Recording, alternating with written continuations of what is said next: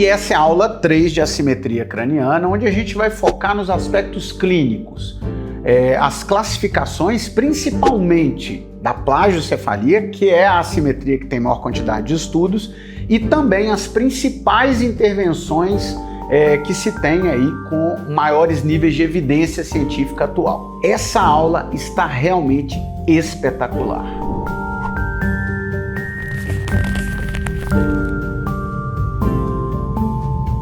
Meu nome é Léo Setti, sou fisioterapeuta osteopata, trabalho com pesquisa e clínica, atendimento e pesquisa em adulto e bebê.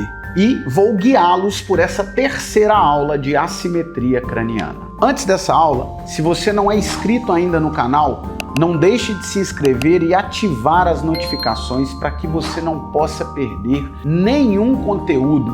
Esse canal ele produz apenas conteúdo científico de altíssima qualidade e relevância clínica. Vamos começar falando então da plagiocefalia, que é a assimetria das diagonais e também é a que tem a maior quantidade de estudos. Por quê? Porque é a mais comum de todas as assimetrias cranianas. Primeiro a gente vai falar da classificação que está aqui no slide de plagiocefalia. Aqui a gente está seguindo o guideline de Showa, do pessoal de Atlanta, tá? De 2018, publicado em 2018, que é a principal referência aí no assunto de plagiocefalia. Então vamos lá. A plagiocefalia, a gente vai fazer as mensurações. Eu uso na clínica o craniômetro, que a gente vai ver por quê, já tem a validação dele, é um método de baixo custo, né? E que tem uma boa confiabilidade comparada ao scanner 3D, que é o parâmetro ouro aí de mensurar, né, a parte toda aí de medida craniana. Então vamos lá. A plagiocefalia ela é classificada em graus, né? Grau 1, 2, 3, 4 e 5, onde o grau 1 é uma diferença de até 3,5, tá, gente? O CVAI, a gente vai ver o que é CVAI. Na verdade, tem uma fórmula onde a gente vai pegar, eu vou explicar para vocês aí como a gente vai usar essa fórmula para medir as diferenças das diagonais cranianas, tá? Isso dá um índice chamado CVAI, tá? Esse CVAI abaixo de 3,5 é considerado normal, tá? É uma assimetria considerada normal, onde o tempo geralmente vai resolver. Uma assimetria leve seria o grau 2, tá? Que fica ali, quando a gente joga na fórmula, a diferença entre 3,5, ou seja, acima de 3,5 e abaixo de 6,25, tá? O que a gente vai ter ali é a orientação, principalmente em relação a reposicionamento, e também aqui já cabe intervenções da fisioterapia, tá? Tanto elas como terapia manual, principalmente focando na cervical, e também com técnicas diretas no crânio, que a gente vai ver ainda nessa aula 3. Muito bem, o grau 3 já seria uma assimetria moderada, que vai variar de acima de 6,25 até 8,75 no CVAI, tá? Aqui a gente vai usar o reposicionamento associado à fisioterapia, podendo aí, né, se até os 7 meses não houver uma evolução satisfatória, pensar na possibilidade de usar uma órtese craniana associado, isso é claro, passando sim pela permissão, né, os pais que decidem isso. A gente orienta a possibilidade e se não houver uma evolução boa até os 7 meses. Além disso, temos também a plagiocefalia severa, que é acima de 8,75 CVAI e abaixo de 11, tá? Geralmente, quando a gente atinge aí os 7 meses e ainda está nesse índice de CVAI, aí já é bem indicado a órtese craniana associado à fisioterapia. Lembrando que a decisão final do uso da órtese é sempre tomada pelos pais, tá? E também a última classificação, o grau 5 da plagiocefalia, é a plágio muito severa, que é acima, o CVAI acima de 11 pontos, tá, gente?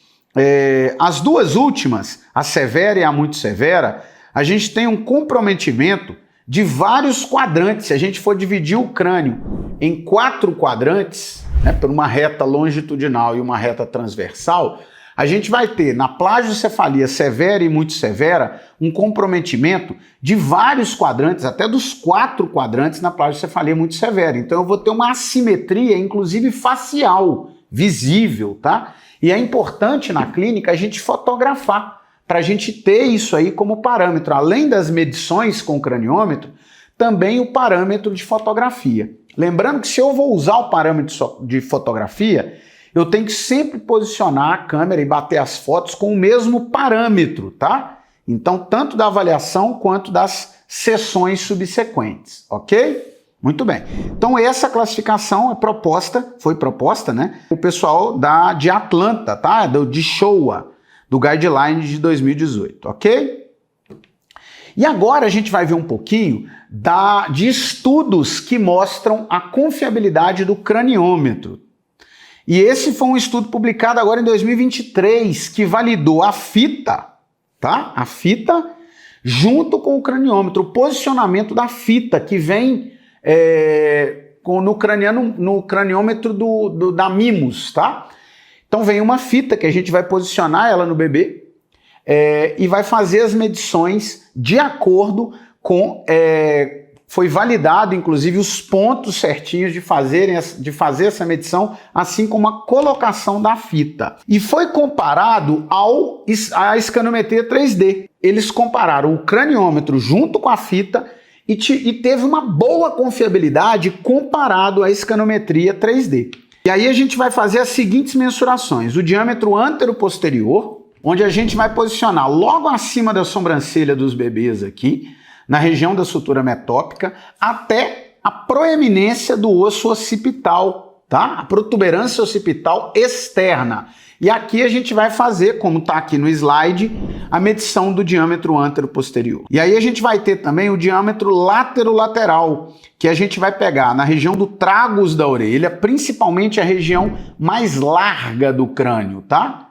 E a gente vai posicionar sobre os ossos parietais, tá? Fazendo essa medição do diâmetro látero-lateral. Esses 2 diâmetros vai ser importante para a gente calcular principalmente alterações em relação à braquiocefalia e ao dólicocefalia, tá? E as diagonais, que a gente vai medir, como mostra aqui na figura, ó. O maior diâmetro diagonal da cabeça do bebê. A gente vai medir acima do pilar externo do frontal, do pilar lateral da órbita, desculpa, né? Que é a junção do zigomático com o frontal. A gente vai pegar logo acima aqui, no nível da sobrancelha, e vai até a sutura lambdoidea. Isso com a fita, tá? A fita vai ter as setinhas, a gente vai acompanhar essas setinhas, tá? E a gente vai fazer a mensuração das 2 diagonais. E a gente vai usar uma fórmula, tá, pessoal? A fórmula que a gente vai calcular aquele CVAI. CVAI. Isso é para a simetria das diagonais, tá? Que o CVAI, deixa eu fazer aqui melhor para vocês, ó. CVAI.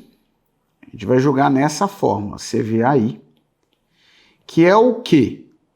O CVAI vai ser a diagonal maior menos a diagonal menor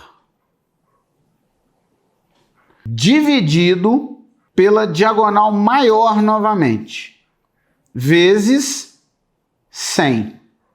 Isso vai me dar o CVAI, né, que a gente viu lá naquela tabela dos graus de plagiocefalia. Eu quero chamar a atenção, não jogue todos os dados de uma vez numa fórmula na calculadora, porque a divisão ela vai ser realizada antes da subtração. Então, pegue a diagonal maior, subtraia da diagonal menor. Depois vocês vão dividir esse valor pela diagonal maior e multiplicar por 100. E isso vai dar o CVAI, e aí você vai lá conferir na tabela e mostrar para os pais essa evolução, né, tanto numa primeira sessão quanto a evolução no decorrer do tratamento. Para aí sim, com o bebê quando tiver com 7 meses, ter a tomada de decisão ali, que ali é indicado o uso ou não da órtese de acordo com a severidade das diagonais, tá?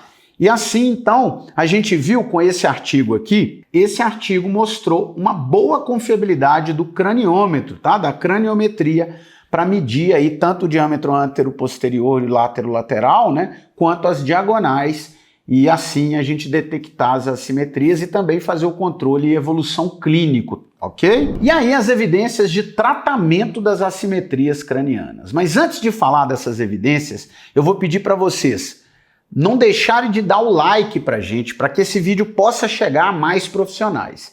E se você não é inscrito no canal, não deixe de se inscrever. Só conteúdo de altíssima qualidade e relevância clínica para fazer a diferença nos seus atendimentos. Bora lá falar um pouquinho das evidências do tratamento. Então vamos lá. O que tem de evidência? Uma revisão sistemática publicada em 2021 apontou a importância, foram feitos 6 ensaios clínicos que foram analisados, tá? Ele comparou resultados de intervenções de fisioterapia em bebês com plagiocefalia posicional. O que se viu foi que, embora os estudos todos tivessem algum viés, tá? Todos mostraram um bom resultado da intervenção da fisioterapia no tratamento da plagiocefalia. Então, hoje a gente já sabe que a fisioterapia parece ser melhor o tratamento da fisioterapia do que deixar o tempo resolver, tá? E agora a gente vai ver quais abordagens da fisioterapia são realmente fundamentais ali na mudança do quadro de assimetria. A primeira delas, já orientada pelo guideline, se eu não me engano, 2017, tá? Um guideline orientando posicionamento, é aquilo que a gente já falou nas aulas 1 e 2, né, do contato do bebê. Se o bebê tem uma posição de preferência, a gente tem que orientar os pais a mudar essa preferência, a trabalhar com posicionamento, principalmente durante o sono noturno e também durante as sonecas, tá? Vocês têm mais informações sobre o reposicionamento nos vídeos 1 e 2 dessa sequência nossa. E aí vem uma questão, né? E a terapia manual? Ela tem alguma evidência em relação à plagiocefalia posicional? É o que a gente vai ver agora, olha só. Testes cervicais mostram extremamente importantes. Para quê, gente? Para a gente conseguir, se o bebê tem uma limitação cervical, ele vai ter uma limitação na posição, ele não vai virar para um lado. Geralmente o lado que ele vira é o lado que vai estar mais achatado, é o lado que ele vai estar apoiando a região do occipital. Então vai desenvolver uma diagonal menor do lado de apoio, porque ele não vira para o outro lado. E aí a gente precisa de trabalhar com testes de mobilidade de cervical alta e intervenções na cervical para que o bebê consiga virar para o outro lado, para a gente usar associado a isso a terapia de reposicionamento. Então, testes da cervical é um fator clínico importantíssimo, principalmente para as assimetrias diagonais, tá? Para as plagiocefalias. E aqui eu coloquei 2 estudos para vocês. Um ensaio clínico randomizado e o outro, a avaliação do teste de rotação cervical, tá? Em bebês com assimetria, principalmente com a plagiocefalia. Então, cervical é sempre importante na assimetria, no caso, plagiocefalia, assimetria de diagonais, ok? Esse estudo eu achei fantástico porque ele comparou técnicas no crânio e na cervical e diferentes técnicas, tá? Ele comparou principalmente, foi um ensaio clínico randomizado publicado em 2022 por uma turma da Itália. É um estudo da osteopatia que eles usaram o toque leve no crânio, toques bem leves e toques mais firmes, trabalhando ali disfunções do crânio e também em outras regiões, né? Disfunções viscerais, no diafragma, enfim. O que se viu? Eles usaram 96 bebês sublocados em 2 grupos, um grupo que ia receber somente o light touch, o toque leve, e um grupo que iam receber intervenções mais firmes, sem dor, tá? Mas intervenções mais firmes, além no crânio e na cervical principalmente, e disfunções também do bebê de forma mais ampla. E o que foi visto, pessoal? Ao longo de 6 sessões, você tinha um baseline, uma medida no início, né? E uma medida após 6 intervenções do light touch comparado a toques mais firmes ali. E o que eles viram que o toque mais firme teve um melhor resultado na correção das assimetrias comparado ao light touch. E isso foi visto após as 6 sessões e também num follow-up de 1 ano, medindo o desenvolvimento do crânio.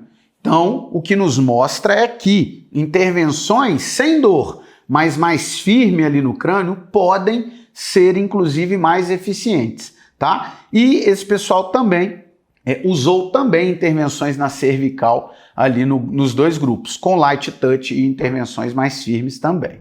Esse outro estudo, também um ensaio clínico randomizado, procurou fazer um estudo do efeito da terapia manual em plagiocefalia severa e muito severa, tá? Plagiocefalia posicional, ok?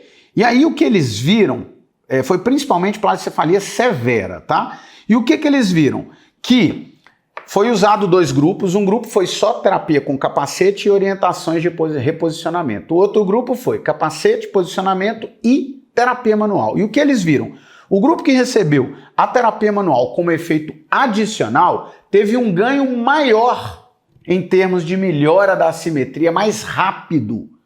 E também menos sessões, consequentemente, também para alta do que o grupo que recebeu só a órtese e a terapia por reposicionamento, ok?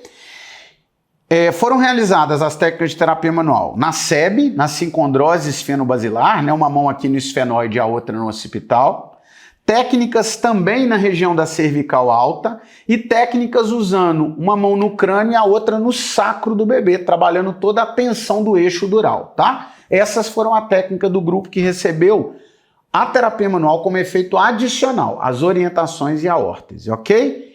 Isso nos mostra, então, que a terapia manual, ela pode e deve ser usada tanto a nível direto no crânio, como a nível de cervical e também a nível do eixo dural, podendo ajudar, sim, como efeito adicional ao reposicionamento, a terapia de reposicionamento e também, naqueles casos mais severos, ao uso de órtese, ajudando assim no tempo de tratamento com resultados mais rápidos e mais efetivos. E assim a gente vai chegando ao fim aí da nossa aula, da nossa sequência de assimetria craniana. Se você gostou dessa série de 3 aulas, eu quero convidá-los para a Semana do Bebê.